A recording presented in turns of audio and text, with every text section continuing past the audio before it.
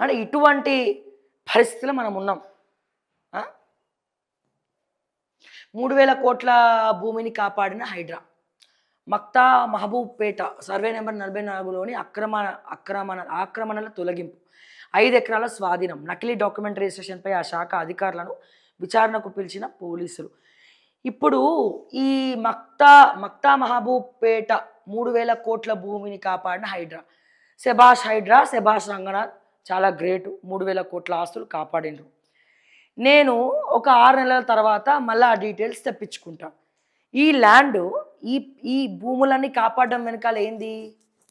ఈ ల్యాండ్స్ అన్ని ఎవరి చేతిలో కాపాడిన ప్రభుత్వ భూములు సైలెంట్గా ఎవరి చేతిలోకి పోతున్నాయి? ఎవరి చేతిలోకి పోతున్నాయి? ఆన్సర్ అక్కడే ఉన్నది. రేవంత్ గారి చేతిలో, లేకపోతే వాళ్ళ అన్నదమ్ముల చేతిలో, లేకపోతే దీని చేతిలో.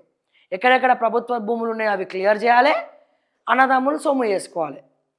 లీగలైజ్డ్గా దానికో లీగల్ అడ్వకేట్లను పెట్టుకొని ఇది మన చేతికి రావాలి. ఏ బినామీ పేర్ల మీద ఉండాలి?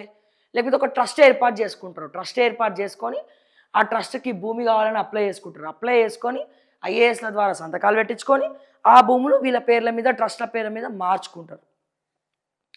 ఇంత కుట్రు ఉంటుంది వెనకాల. బట్ ఈ విషయం ఎవరికి తెలియదు కోర్స్. బట్ ఇక్కడ మళ్ళీ 3,000 భూమిని అయితే కాపాడింది కాబట్టి హైడ్రాని పొగడాల్సిందే మనం. కానీ దాని తర్వాత ఏం జరుగుతుందో దాని గురించి కూడా మాట్లాడాల్సినటువంటి అవసరం ఉన్నది.